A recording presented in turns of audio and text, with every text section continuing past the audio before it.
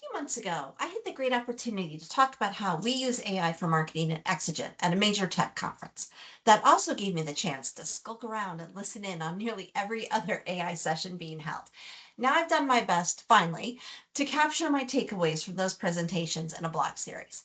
We're all learning about this powerful tool together, so we're doing our best at Exigent to share what we know when we know it with you.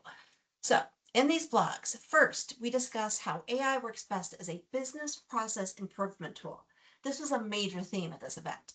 Next, we share use cases where AI has delivered proven ROI, typically repeatable, data heavy processes such as support ticket analysis or invoice processing. Now, here's a spoiler alert.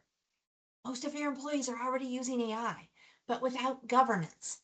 That bring your own AI or shadow AI introduces real risk.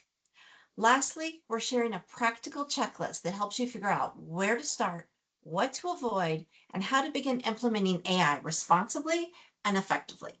If you're serious about getting AI into your business and starting to learn how to use it without risk, this series is for you.